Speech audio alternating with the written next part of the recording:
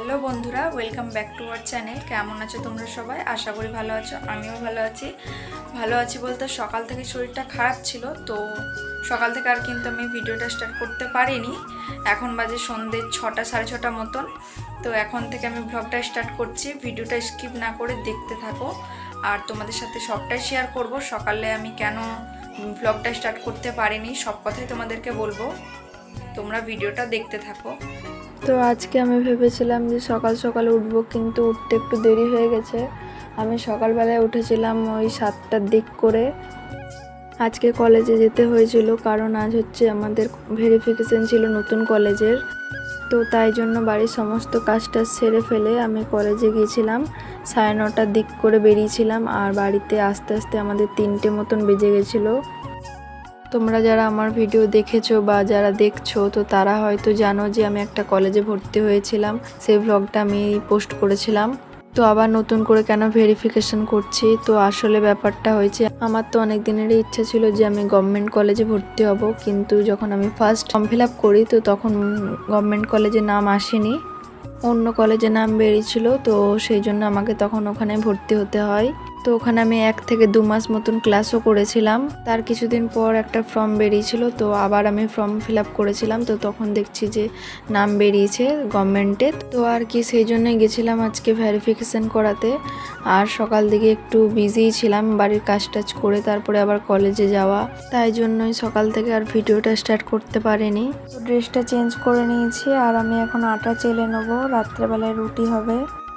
আটাটা ভালো করে চেলে নিয়েছি, আর এখন রান্নাঘরে এসে আটার ওপরে একটু নুন দিয়ে দিয়েছি আর জল দিয়ে ভালো করে মেখে নেব।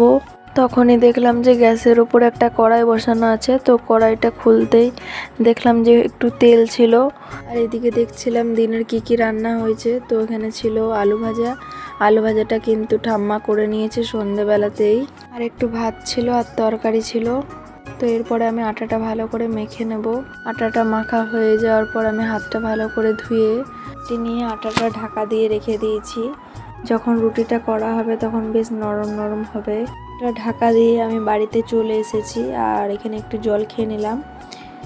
জল টল খেয়ে তারপরে মা বলল বিছানা করার জন্য। তো চাদরটা ভালো করে ছেড়ে বালিশ নিয়ে নিয়েছি। আর ঘরটা প্রচণ্ড কিচকিচ করছিল, তাই জন্য ঝাড় দিয়ে নিলাম। মা তো রুটি করছে। আমি তো রুটি খুব কমই খাই, তাই দেখলাম জল ছাকা ভাত ছিল, তো সেটাই নিয়ে নিয়েছি।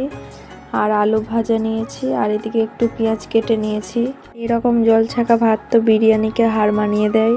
আমার তো হেভি লাগে খেতে। খাবার দাবার বেশ ভালোই খাওয়া হলো। তারপরে গিয়েছিলাম কলতলায়, একটু ফ্রেশ হয়ে চলে এলাম। গামছা দিয়ে মুখটা ভালো করে মুছে নেব। জানো তো বন্ধুরা, বিকেলবেলায় ঘুম থেকে ওঠার পরে আমি চুলটা খোপা করে নিয়েছিলাম, প্রচণ্ড গরম লাগছিল বলে। তো চুলটা তো পুরো জটে ভর্তি হয়ে গেছিলো, তাই জন্য এখন আমি চুলটা ভালো করে খুলে জট ছাড়িয়ে চুলটা বেনুনি করে বেঁধে নিলাম। আর তোমরা কে কোথা থেকে আমার ভিডিও দেখছো সেটা অবশ্যই কমেন্টে জানিও। চুলটা তো ভালো করে বেঁধে নিয়েছি, আর এখন ঘুমাতে যাব, প্রচণ্ড ঘুম পাচ্ছে। গাইস, ভিডিওটা তোমাদের যদি ভালো লেগে থাকে তাহলে লাইক কমেন্ট শেয়ার করে দিও, সাবস্ক্রাইব করে দিও। আর ভিডিওটা এখানে শেষ করলাম। তোমাদের সাথে দেখা হবে আবার নেক্সট ব্লগে। টাটা।